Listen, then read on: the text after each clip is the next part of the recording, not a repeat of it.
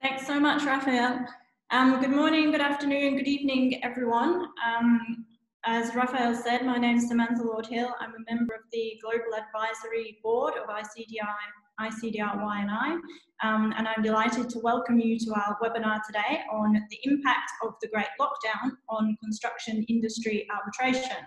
The event's kindly supported by Freshfields Brookhouse Derringer and also RAA40.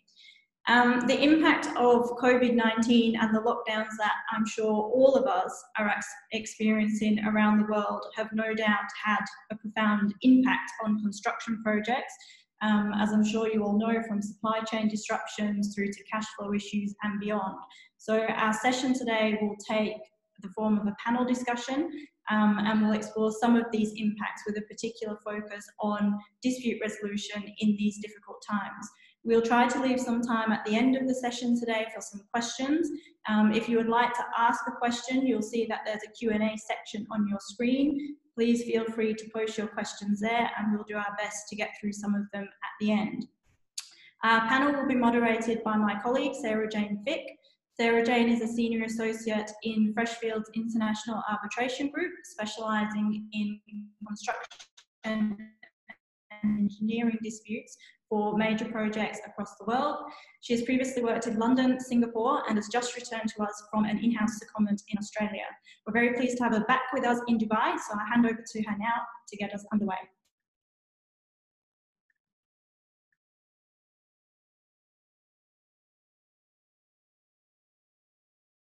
Thanks, Sam, and thanks, Raphael. I'm very pleased to be moderating what will no doubt be a thought-provoking discussion today. We only have an hour available to us for our panel discussion, so we've focused the content of this webinar on 5 burning questions that will give us an overview of the impact of the Great Lockdown and how the construction arbitration industry is rising to meet some of the challenges of that those impacts pose. We're extremely lucky today to have an enormous breadth and depth of experience on our panel. So let me introduce everyone in turn, in no particular order. We have Anneliese QC, who is regularly ranked as a leading construction, energy and infrastructure silk. She bases her practice from Fountain Court Chambers in London.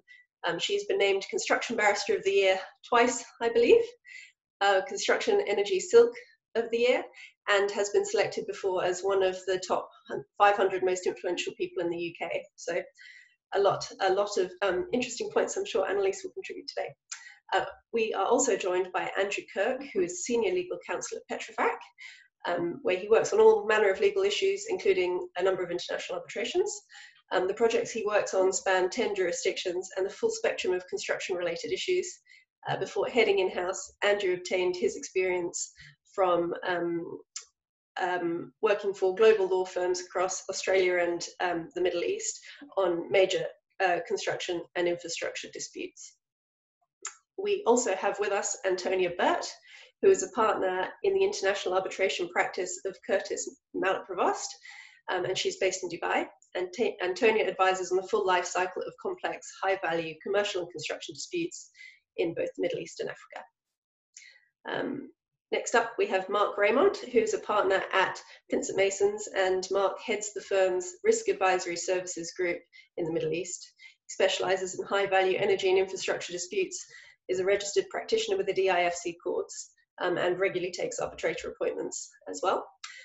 Michael Tonkin, last but not least, leads HKA's expert services practice in the Middle East, Africa and Asia. Michael has worked as a testifying quantum expert witness for over 30 years. He is a chartered quantity surveyor, a chartered arbitrator, an accredited mediator, and a RICS accredited expert witness.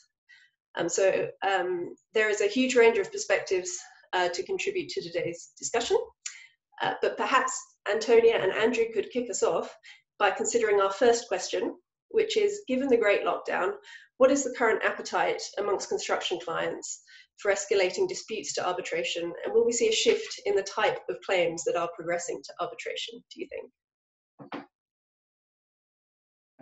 Thanks, SJ. Perhaps I can lead us off here.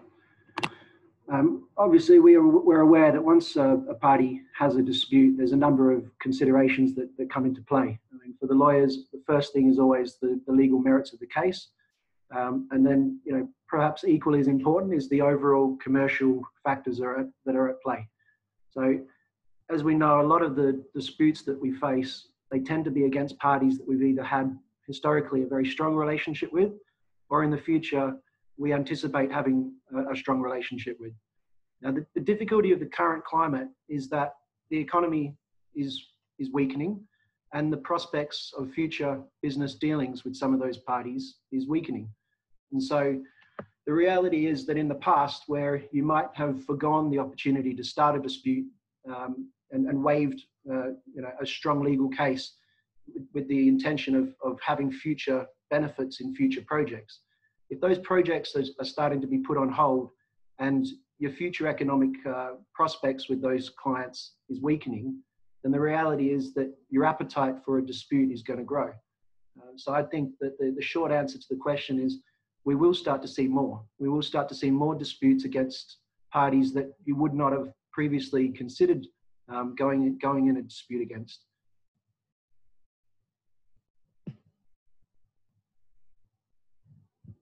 I'll jump in here.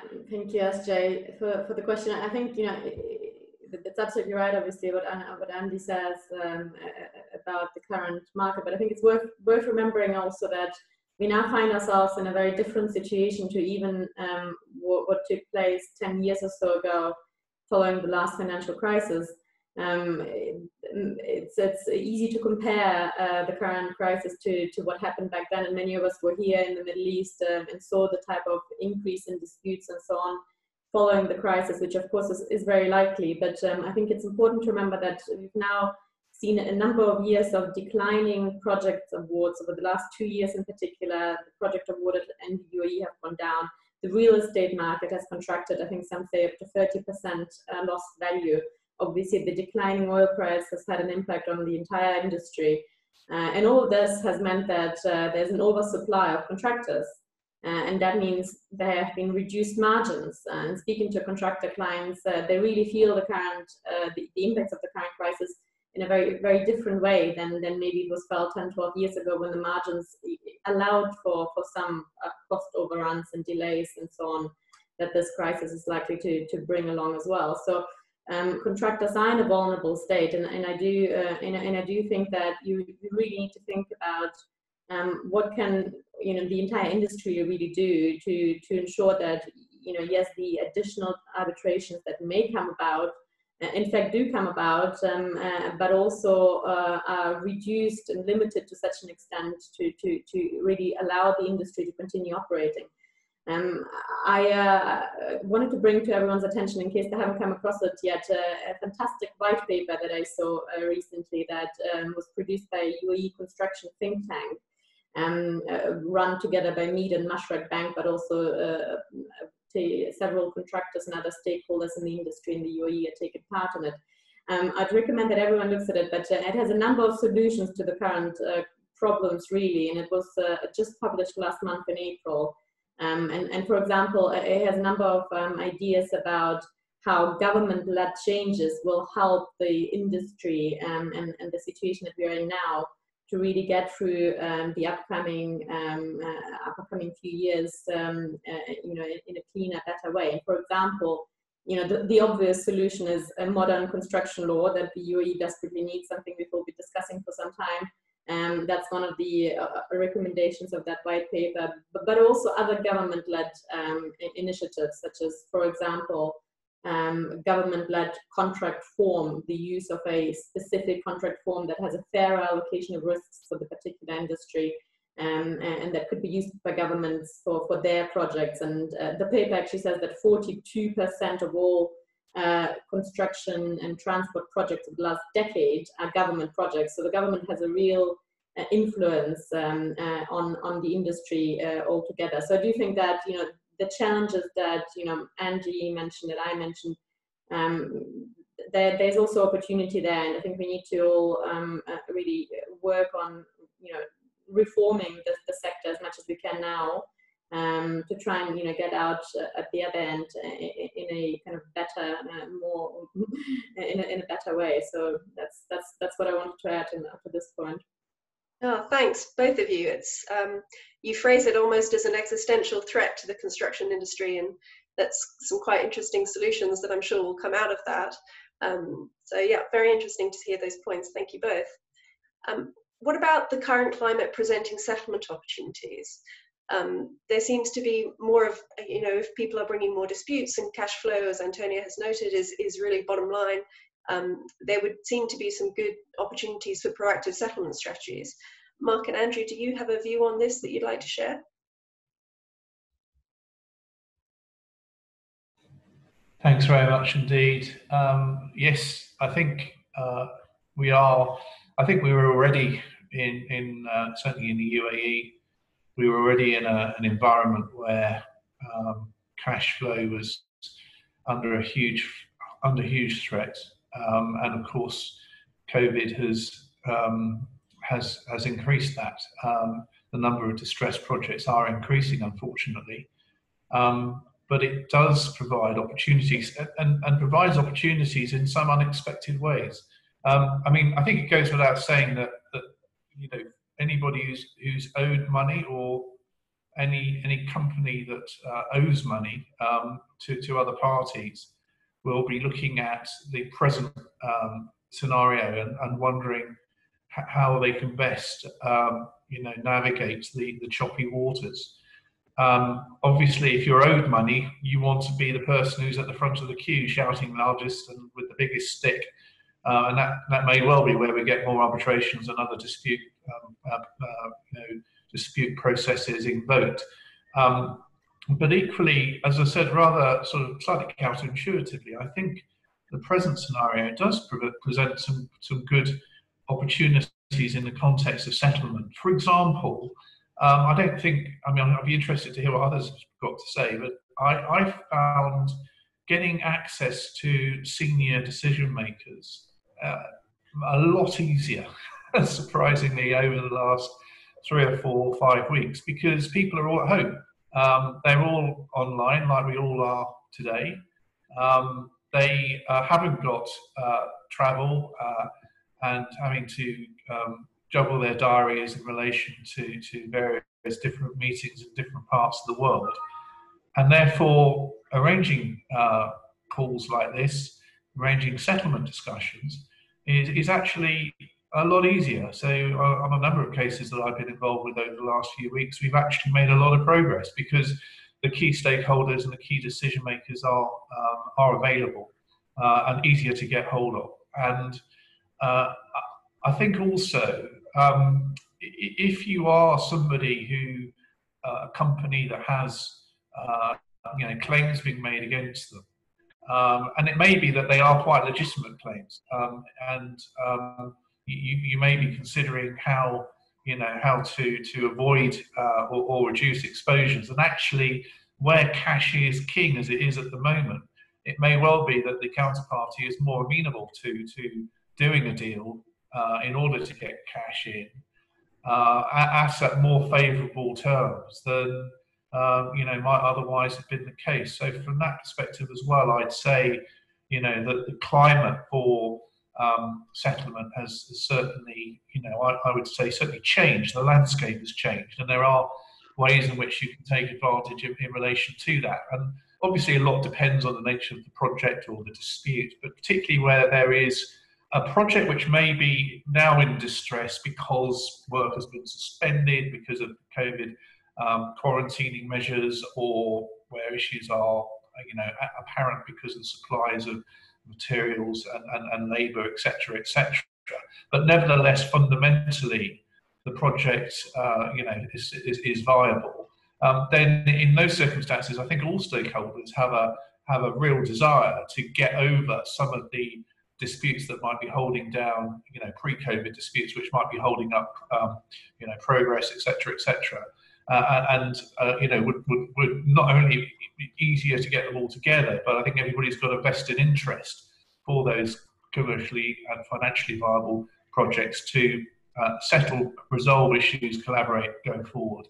So I think from those perspectives, there's a lot of, I think the landscape has changed. There are opportunities out there. So I'm certainly, talking to clients, people are looking to take advantage of that scenario.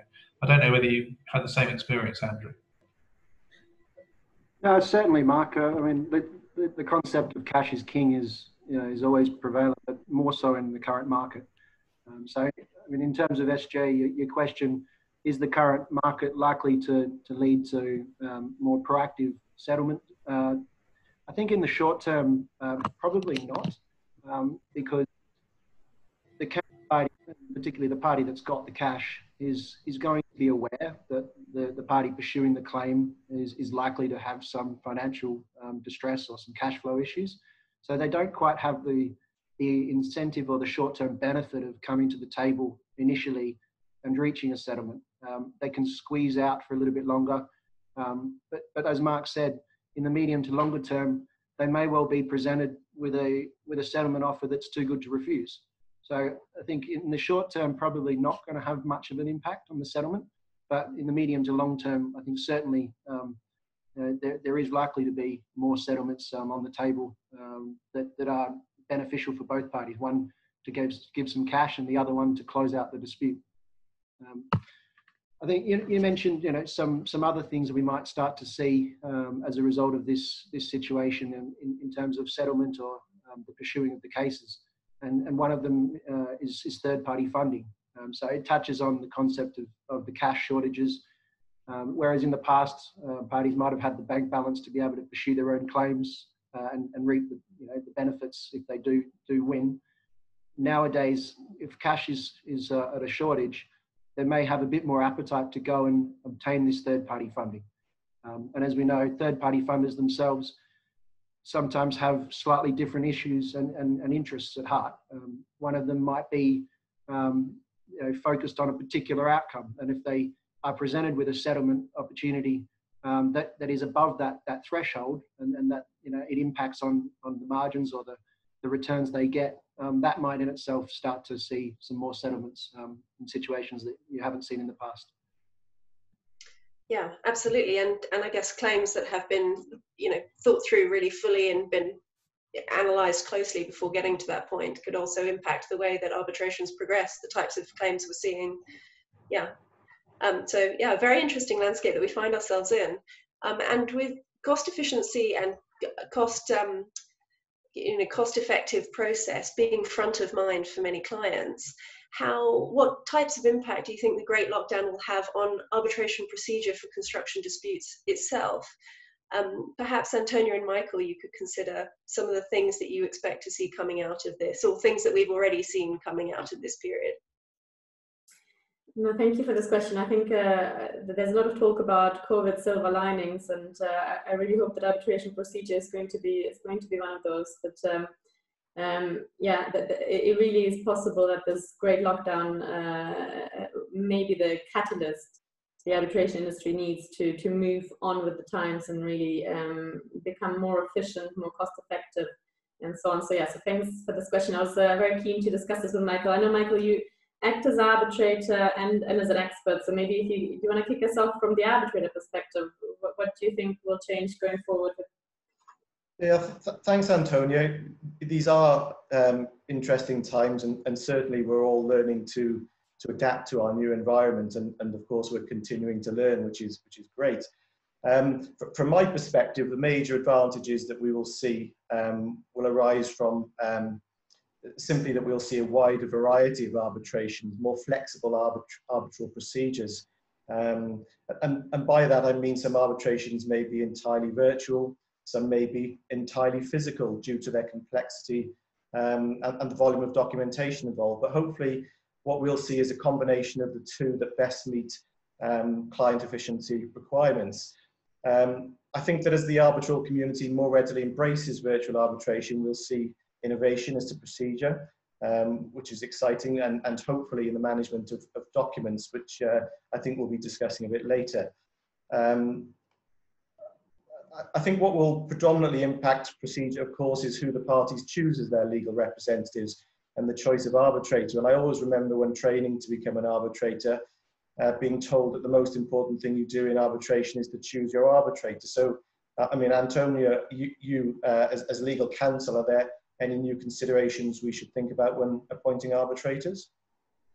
Exactly. It's interesting really that the impacts of the crisis are already felt even at that early stage, and you're absolutely right. Obviously choosing an arbitrator is one of the most important aspects. So the types of considerations that I have at the moment: can the arbitrator chosen manage the hearing, sorry, not the hearing, the entire process, including the hearing, virtually, if that is necessary? Especially as a claimant, representative of a claimant, if you wished for the proceedings to continue as quickly as possible, you need to be thinking about all of that. Is the arbitrator able to review documents on a document management platform rather than in hard copy? Because you may not be able to provide the types of hard copies that we used to send, the types of bundles that we used to send out.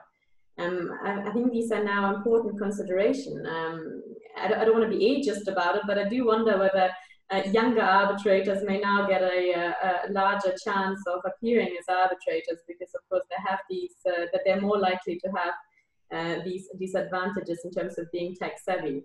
But also, I mean, there are other considerations as well. Of course, the location of arbitrators may become even less important, which again, you know, is an advantage. It may widen the pool for counsel considering arbitrators. If you have a virtual hearing, obviously, it doesn't really matter at all, even for smaller cases where your arbitrator sits. So that's interesting. But also, I think a more substantive point, the willingness of the arbitrator to order a virtual hearing, again, from the claimant perspective. If you wish to push on with your dispute and you think that it may be necessary to have a virtual hearing, and for example, the law or the procedural rules are not clear on this topic, or in fact may be unhelpful on the topic of virtual hearings, you may wish to consider appointing an arbitrator that will be favorable to your application to have the hearing done online. So that's again something that we now need to keep in mind. Anything to add, Michael? Anything I've missed?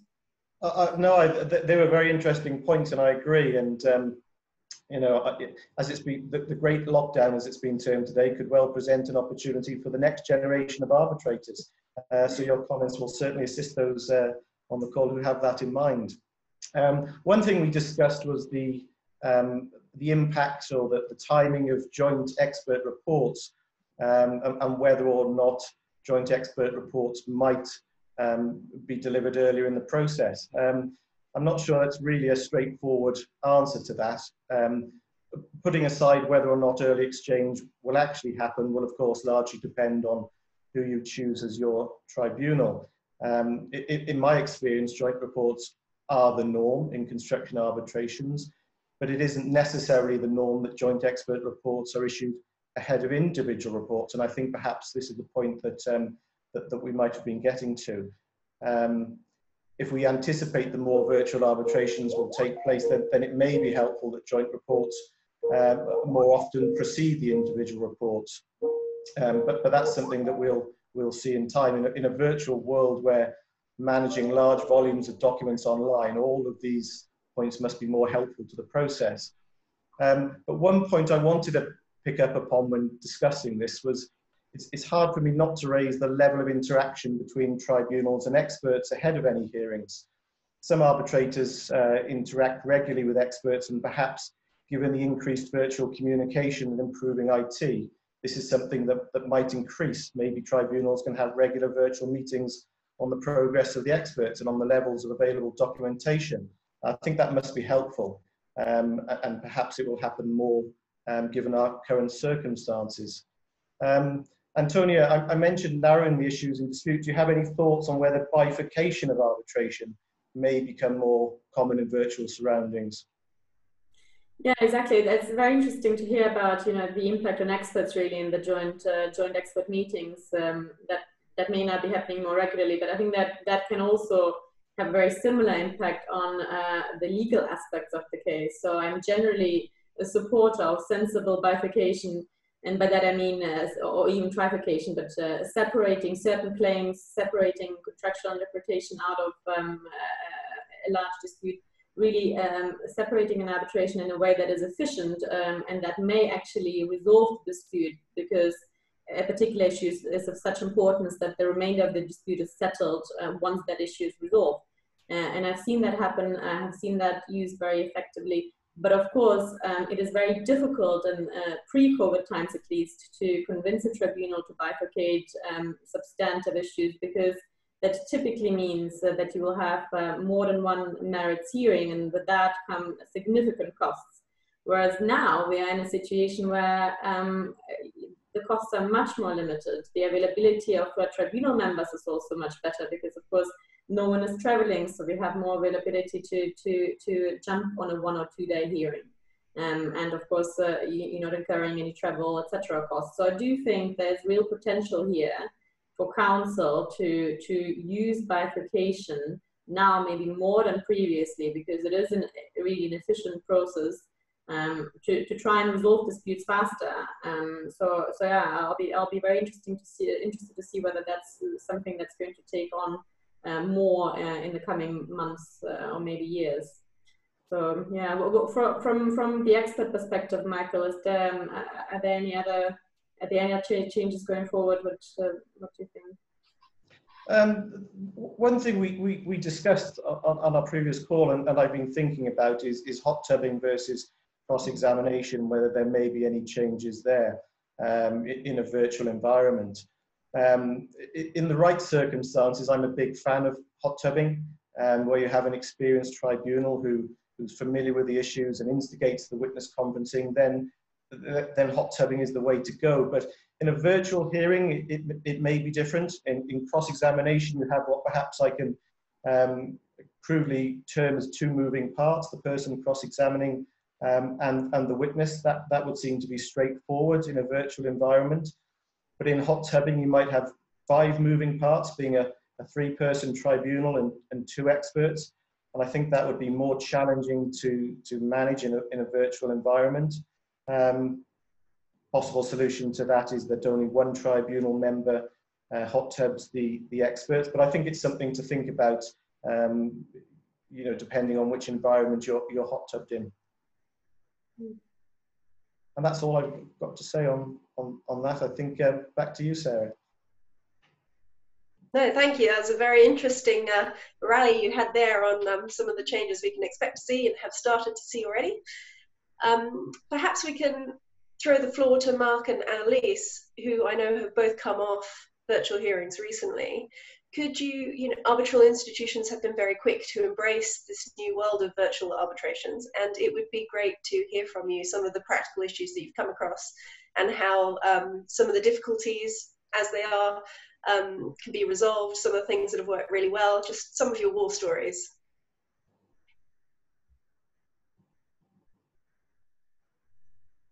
Well, I'll kick off. Yeah, I did my first fully virtual hearing last week that involved cross-examination of witnesses and experts, including a structural engineer on finite element analysis, which is difficult at the best of times.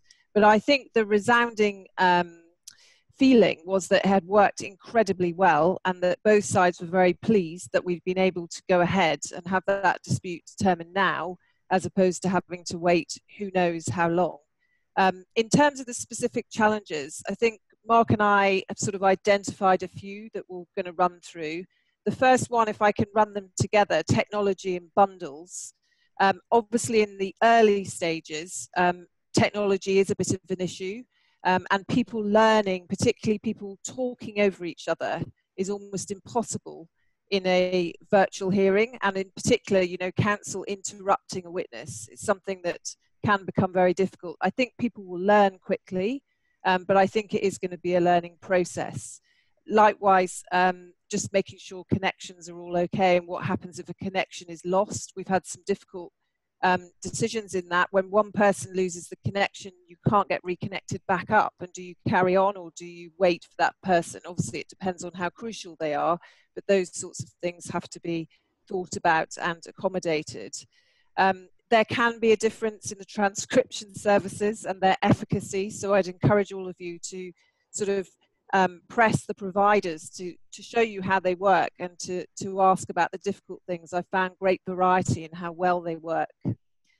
Bundles are they have to be workable, and at the minute what I've seen a lot of is people just dumping documents on a PDF, which is completely unmanageable.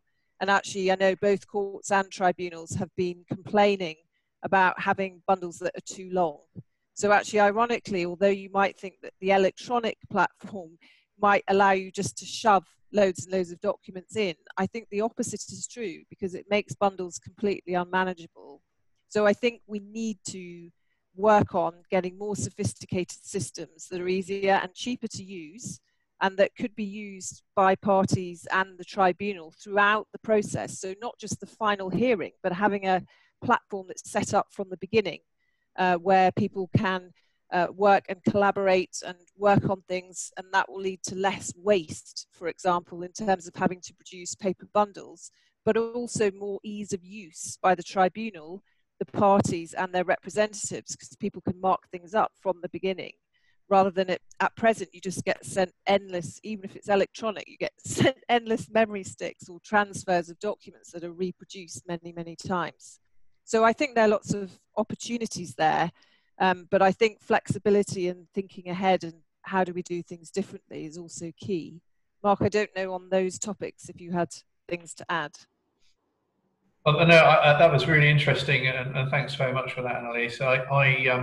I agree with everything you said there. I think fundamentally there's, and it goes back to some of the comments made a little earlier about, you know, people embracing the technology. There was a statistic somewhere I read, I think it was the Chartered Institute of Arbitrators, saying that something like 75% of arbitrators had very little involvement with or experience of virtual hearings, which sounds like a very high percentage. This was, I think, obviously before the lockdown. Things have no doubt changed now. But I think one of the big challenges is to get the decision makers as to holding of the hearings, etc., to embrace the new technology, because the usual kind of reasons why face-to-face hearings tend to be preferred is the usual sort of story about being able to look at the witness's demeanour, to be able to read the room, to see what people are, you know, how they are reacting to a line of cross-examination, to see how the other parties are reacting, for counsel to see how the arbitrator is reacting. So there's a lot of you know, moving parts, as I think someone described a little earlier. But the advantage of, or perceived advantage of face-to-face hearings is that you've got a lot clearer indication of the softer issues around evidence gathering. And I think whilst I think in certain circumstances, and I have a great deal of sympathy for trying to cross-examine an expert on tricky technical issues at the best of times. But I think in a virtual hearing, whilst you probably don't get the same sort of you know, ability and oversight to see how the witness is reacting, I think there are various ways in which you can overcome that. For example, I think one of the concerns was, you know, if you've got an expert or factual witness being cross-examined in a remote location on their own, how do you know, or how do you know that they are actually on their own? How do you know they're not being coached? All of those kind of issues can be overcome through the technology, through 360-degree cameras being deployed, so you can see whether they are, with the arbitrator being able to control that, whether they are actually alone. Using high-definition cameras to actually be able to see the expression on people's faces is not ideal, but actually technology has moved way ahead over the years than you know, people commonly associate it. And I think the challenge will be to get people to embrace the technology. I think the other area, the other challenge, I think, is the more fundamental question about whether or not holding a virtual hearing might give rise to issues later on, challenges in relation to fairness, etc. For example, as you mentioned, you know, questions around if a termination of the connection occurs, or one of the parties can't quite hear what the question was, or misunderstood the question, or just refuses to answer the question in cross-examination because of connection difficulties.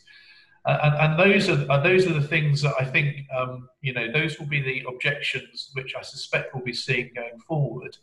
And I think that, you know, international arbitration, whilst, you know, it gives us huge opportunities for using virtual hearings to reduce costs, all the things that have just been mentioned, I think it is also the case that, you know, if we're in Dubai, we're in London, we're in Singapore, where we have, you know, arbitration centres and other, you know, organisations which are very well set up for using technology, high-speed internet, etc.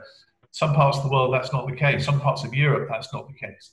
And so there's a question of fairness there. If a party is in an area where there is not access to high-speed, you know, web links and internet, etc., how do you deal with that? And I think that's an interesting question. I'd be interested to hear what people have to say about it. But I've seen draft procedural orders which have been issued to try and deal with some of those questions that I've just, you know, just identified, where the parties are expected to cooperate and to collaborate and to accept that it is not perfect, to take all the steps that you can reasonably take to overcome some of the technical issues, such as, you know, interruption of broadcast, having a backup system, you know, being able to telephone into the conference, etc.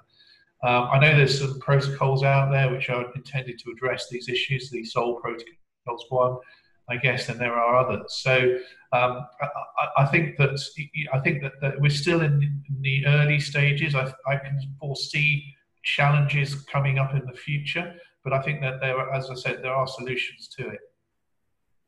Yeah, I mean, just coming back on a couple of those points, I think at present what's happening is all remote hearings are going ahead with consent in the arbitration scenario. I had a case where the parties agreed, I was sitting as an arbitrator, and the parties agreed to bifurcate, but they did that voluntarily because a lot of the witnesses were in Spain in proper lockdown, and it just would have been impossible to get the technology. They would have all needed laptops, etc. But the parties agreed to deal with one issue of contractual construction. But that was all done with consent. They've all signed up to procedural orders. But I think Mark's right. There will come a point at which people start trying to play the system, and or people use it to try and delay. And I think then arbitrators are going to face difficult decisions about, should I order this or not? Is it a genuine issue? Obviously, one of the areas that's been identified is where you have any allegations of fraud. And personally, I think where you've got witnesses of fact, and there's a genuine reason why it may be difficult for a witness of fact to give evidence, that's something that has to be thought about. On the other hand, compare and contrast that with expert witnesses who are professional people, so who are in a slightly different category, and who I think will all be much more willing to work remotely and be able to deal with it. The second point about being able to see the room, this is an interesting variance between arbitrators. So some arbitrators insist that the opposing counsel is kept on screen at all times, so practice your poker faces. Whereas, of course, everyone else does tend to have their photographs at present removed. It would be interesting to see if an arbitrator ever wished to actually see everyone's faces, because, of course, one of the things then is what you see through that.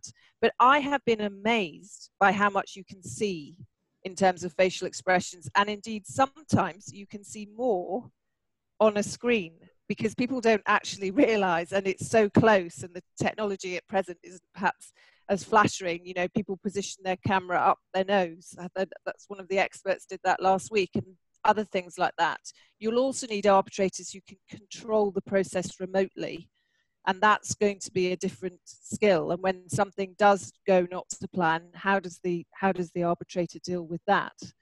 I think also in terms of things like screen sharing, again, you need experts who can do that easily and quickly. Again, that's actually made it far easier sometimes than being in the same room where everyone struggles to get some spreadsheet up on their screen. It doesn't fit. You know, often the expert can locate it and put it on the screen very quickly. Presentations, again, I've seen those done at the beginning of expert evidence very effectively. So I think there are lots of positives, but yes, there are also some pitfalls that we will need to deal with and overcome. And I think actually at the end of the day, it's like everything else, you know, things move on over the last 20, 30 years. You know, the practice of arbitration has has changed in the sense of the way in which evidence is presented, the way in which factual expert witnesses are allowed to present their evidence, and hot tubbing and some of the things we just talked about. But I think one of the real challenges still remains, and it's always been the case. I think you mentioned hearing bundles. Hearing bundles, ever since I started practice, God knows how many years ago, there's always been, a subject of great contention. The tribunals and judges generally are very, very unhappy with the way in which they put together. Counsel, will hopefully be able to navigate them around as quickly as possible. I take your point about having everything on soft copy sometimes seems to be a recipe for absolutely everything to be included. But actually, the key is ease of navigation. And we've seen a lot of developments in relation to that. But I think where there's still some learning to be done and some getting used to new technologies and the operation of them is in the art of the examination. Where a witness is being cross-examined, trying to keep your eye on various different documents, the witness and the transcript, and also deal with notes coming from the solicitors, etc., explaining why the witness is departing from their evidence or departing from a document. All of those issues are probably pretty tough anyway in face-to-face, real-time hearings when you've got your team right behind you. But at a distance, that's the bit that I think is going to present the challenges. And the people who are able to deal with those, who get up to speed with them and are adept at dealing with them, are the ones who are going to have the competitive advantage. And I think that's going to become more and more prevalent as we see more and more of these type of hearings.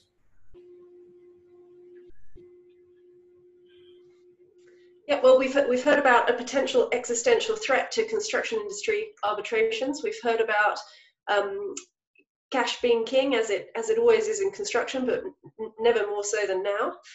We've heard about all of these technological advances. We've heard about the potential changing nature of due process objections. Are we on the cusp of a change in the nature of arbitration as a dispute resolution mechanism for construction disputes? Michael, Anneliese, would you address this? Perhaps Michael, if you could kick us off. Yeah, a slightly different question than I had actually in mind to answer. I just wanted to answer something or address something that Mark said, which I found quite interesting, and always do on the other side of things as an expert. And I was involved in an arbitration last year with a substantial amount of documentation. And absolutely everything was online and electronic.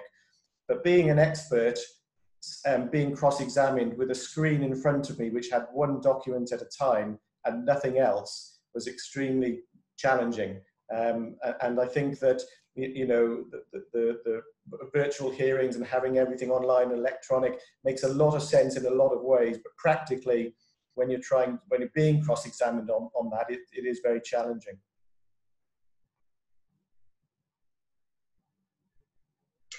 Michael, just on that, is there anything that could be done to ease that sort of the strangeness of that experience? Is there anything practical that would help? I think that would depend really on how the hearing proceeds. If it's an entirely virtual hearing and we are in remote locations, then simply having your expert report in front of you and a core bundle of documents or evidence upon which you're going to be examined makes a huge difference. In that matter, those documents weren't available. So I think something as simple as that can be addressed, but it does need to be considered ahead of the hearing.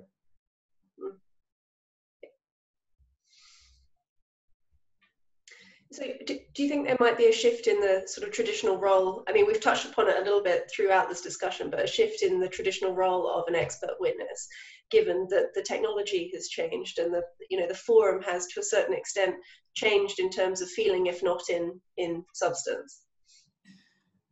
I don't necessarily think there'll be a change in the role of the expert, but I think how the experts are used may change. I mean, I've always been an advocate of an expert being appointed very early in the process, and I think that's possibly more amplified now in a virtual environment. So an expert assisting the tribunal and the parties as to, what are the real issues in this arbitration, what are the documents that are required, and to really focus on those things early in the process rather than be involved too late. So I think it's important that experts are involved early in the process, and perhaps with this new virtual world that will happen more often. Yeah, I mean, if I can just add to that, I think this is an exciting opportunity to actually change the traditional thing of experts being ships in the night and no one actually taking charge of what they're going to give evidence on, or you have a joint statement where they disagree on absolutely everything. So I think that having virtual hearings raises the possibility of having interim hearings. I've actually got one next week where the tribunal's ordered one representative, one lawyer, and the delay experts to speak to them, because they want to work out what the delay experts are actually going to do before they spend a vast amount of time producing two programs that just, don't meet. So I think that's very interesting. And I think tribunals may become subject to the issue of challenge. It will have to be fair, but may become more interventionist in terms of trying to direct it, because particularly when you're dealing with it remotely, you have to be, in a sense, more organized. And I think, being able to do things on the hoof. Equally, you won't be able to have that great thing of concurrent evidence where you sit two people next to each other. So I think you may see the concurrent evidence process perhaps moving back earlier in the process. And I do also think that particularly for both for counsel and experts, having training on or practice runs on operating with a number of screens and number of materials and positioning of camera, I think just as we used to train people to give evidence the old-fashioned way, or we've all done it for so long, people have to learn on the new medium what works and what doesn't work. So in a sense, I think arbitrators have some learning to do, but I think counsel and experts also have a lot to get the best out of the process. But I see it as an exciting opportunity to try and, to change perhaps the inefficiencies that can be associated with expert evidence, and also perhaps experts giving their own evidence more, as opposed to being a mouthpiece for what the party who's instructed them wants them to say. I mean, certainly even last week we had an expert on the other side who went slightly rogue on his own side in his presentation. So, it's interesting dynamic, isn't it, when you're not sat there with your team all the time. It's a slightly dangerous area potentially for parties. I think I'd just like to I mean, I agree with everything Anneliese said there, and I think that interventionist tribunals are very welcome. And the earlier the tribunals get involved and speak to the experts, I think there's the less chance there is of the ships passing in the night.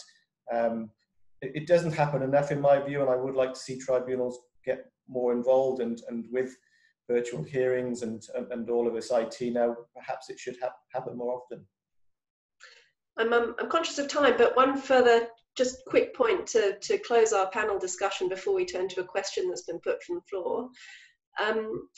There are a number of guidelines that have been issued by arbitral institutions across the world. The ICDR has recently released guidelines on virtual hearings and a draft procedural order for virtual hearings.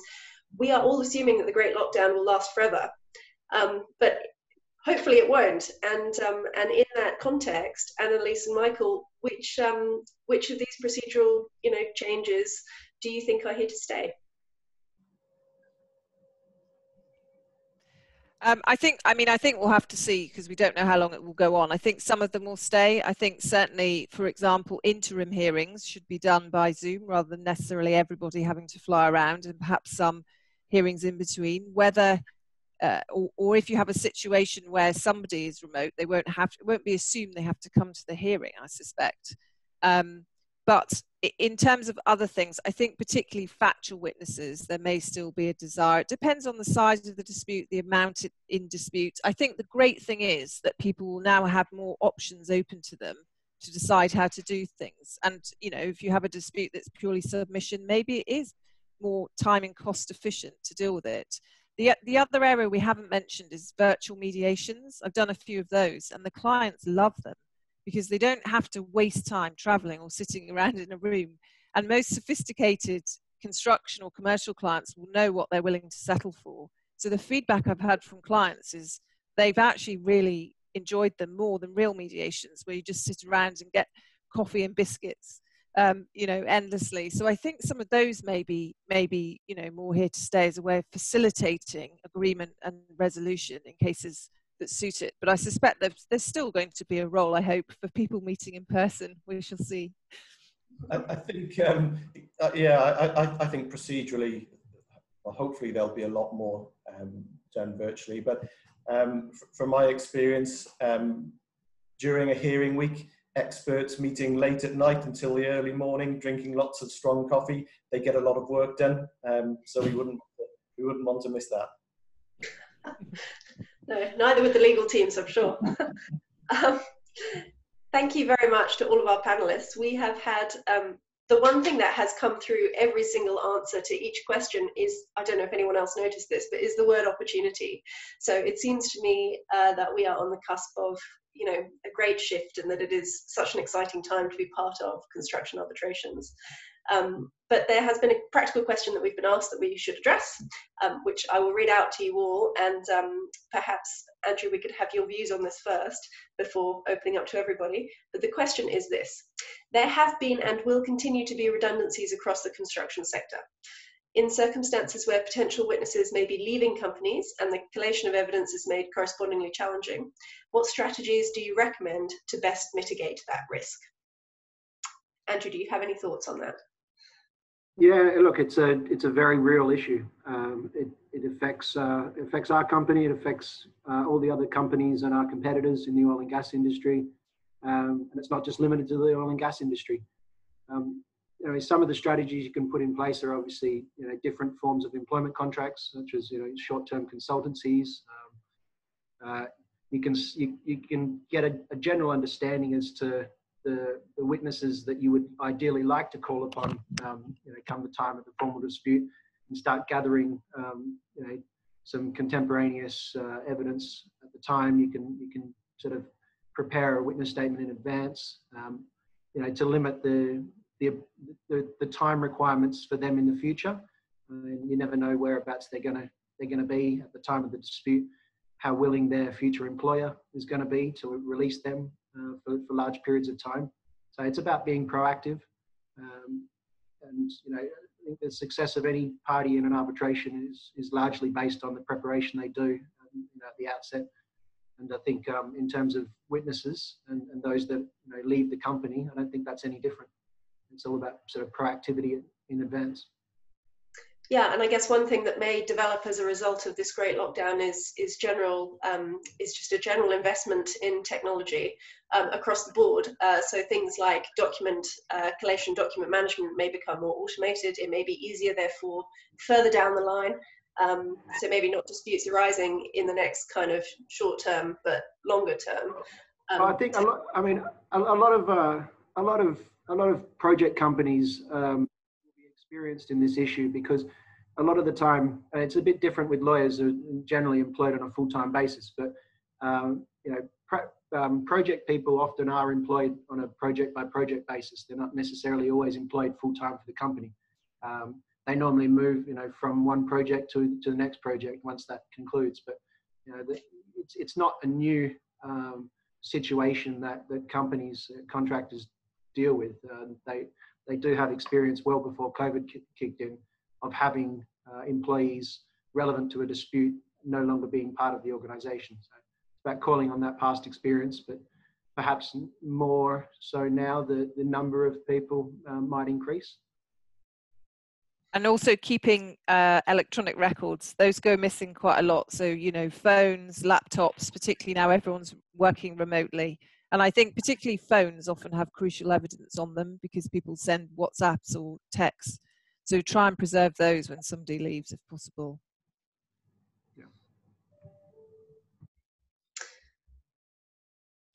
Okay, one final question from our attendees is, do you have any advice for any young arbitration practitioners looking to break in and make an impact in this industry, given these difficult times and the physical distance we're all working at? Antonia, do you have any thoughts on this one? I was just going to jump in.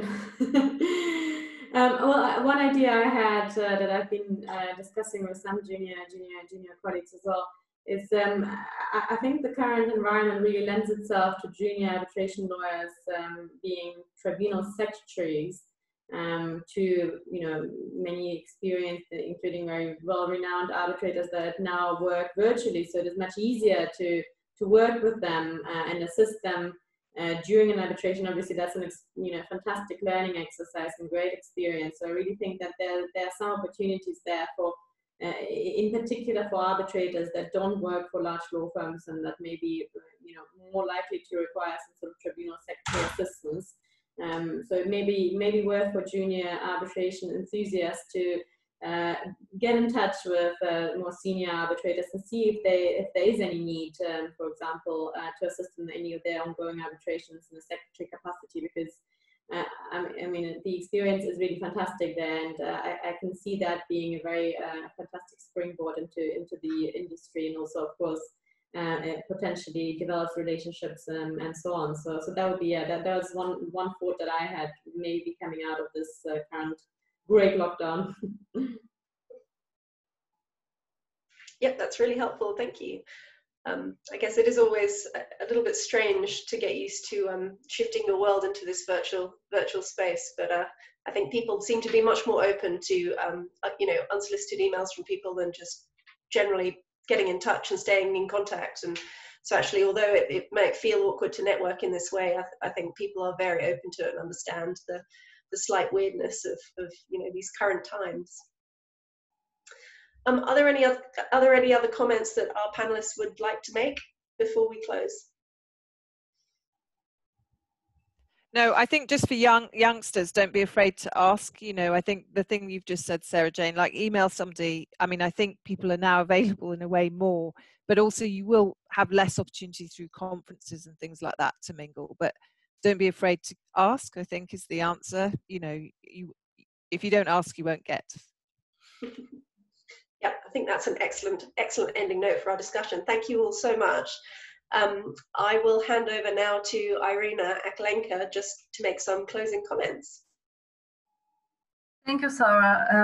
And thanks everyone who joined us for this webinar today. It's been a great pleasure to host you all, and I'm sure you will join me in this virtual round of applause for our stellar panel today, and Sarah being the moderator. You did a great job. I'm sure there are many takeaways from this webinar.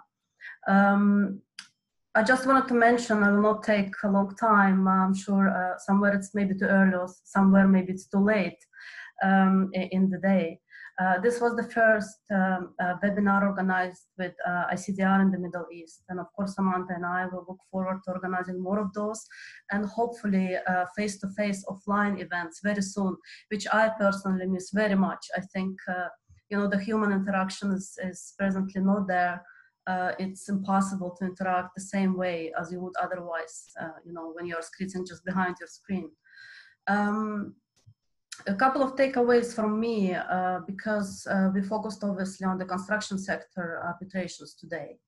I think there is no doubt in my mind that, of course, construction has been affected worldwide, although one would obviously argue that perhaps it's not the worst affected sector of the economy. However, I think, depending on where you are in the world, on your contract, on your particular project, and circumstances, and obviously the restrictions that your particular jurisdiction has in place, I think effect may vary very greatly.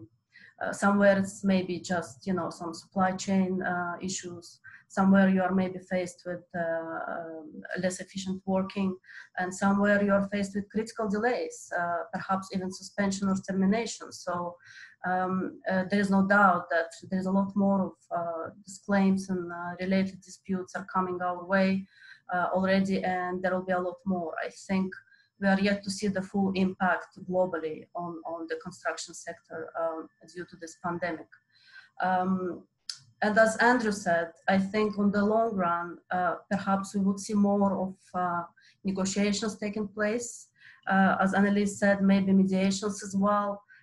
Parties more willing to settle and to talk things over, which maybe before the pandemic hasn't been happening as much. The other thing that I wanted to say is that I'm personally very pleased that arbitration community and ADR community in general has adapted very quickly and has stayed extremely resilient to this great crisis of our times, and things are moving on. And as we all know, justice delayed is justice denied, and it's good to see that, say, for some cases, of course, most of the tribunals, I think, are moving ahead with the proceedings, which is a good thing. And I just hope that, you know, say for the online due process paranoia that is going to happen, and it's happening already, this is to stay post-COVID world. We will have more of those disputes resolved online, more use of virtual hearings and other technological means, not least because it's a great cost-saving tool for everybody involved. So thank you very much again, and thanks to our panelists. Thank you, Sarah, and stay safe and stay sane. Thanks very much, Irina. Thanks everyone for attending. Bye. Thank you, everyone. Bye.